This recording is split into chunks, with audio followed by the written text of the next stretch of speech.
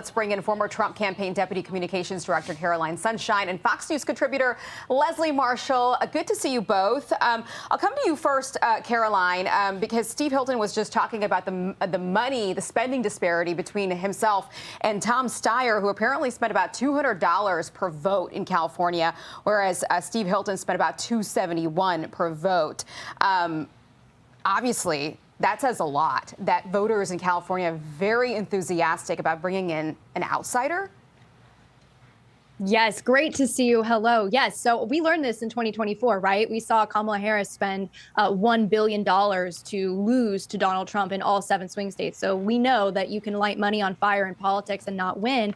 I also want to congratulate Steve Hilton, not only on his win last night, but in terms of what it means nationally, because Steve Hilton's win is really bad news for Gavin Newsom's potential 2028 presidential run.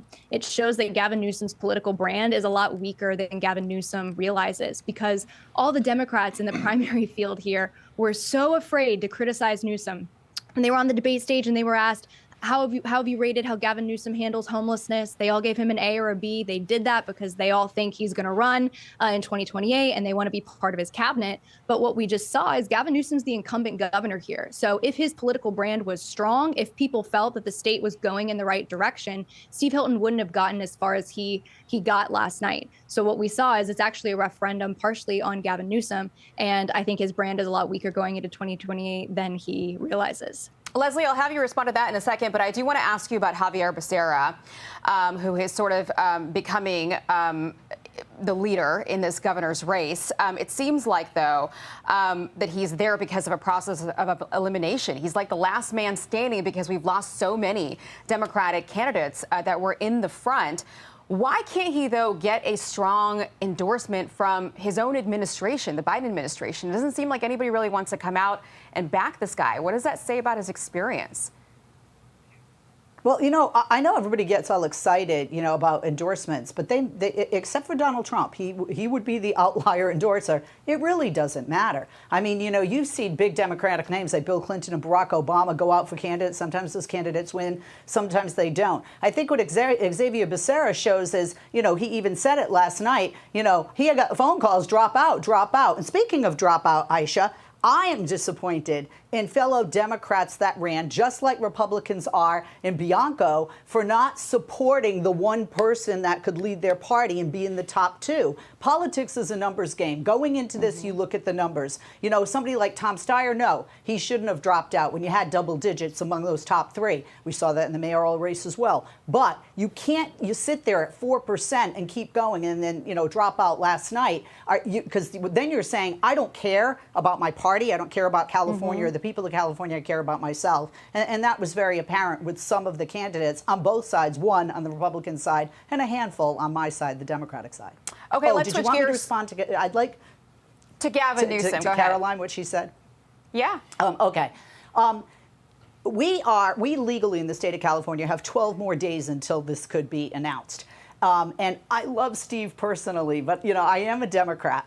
And him attaching himself, and he has, to Donald Trump is not going to be helpful to him in the general election. I'm not surprised about this. Was anybody listening or reading to what I posted? I predicted it was going to be Becerra and Hilton in November. Becerra would win, and I still say that. But I'm not surprised what he's putting forth, but he needs to be able to get those votes from Steyer, and he's not going to with a President Trump on his team, if you will, and a president who has a 38% approval. I want to give you guys both a chance to comment on the LA mayor's race, too, because that's a hot one. And I want to play the soundbite from David Axelrod on why he thinks Spencer Pratt is actually the preferred candidate for Karen Bass. Watch.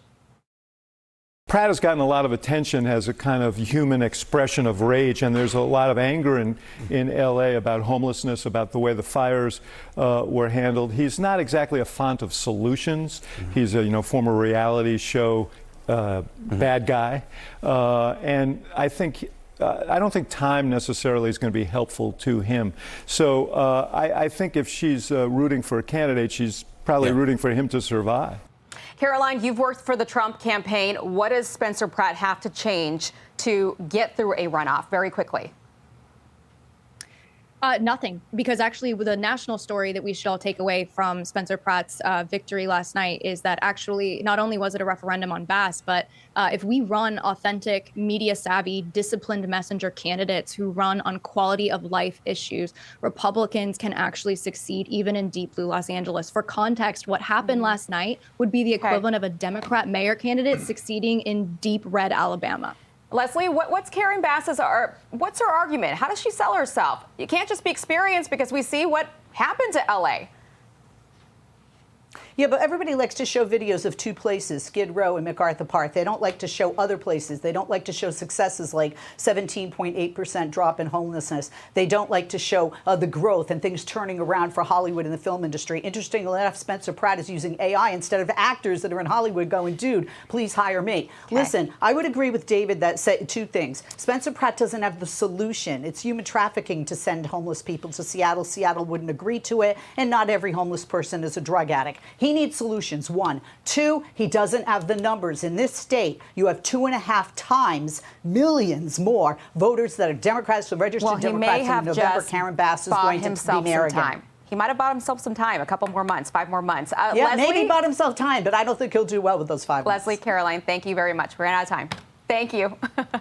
Be sure to like and subscribe for all the Fox News latest on YouTube and catch full shows streaming now on Fox One.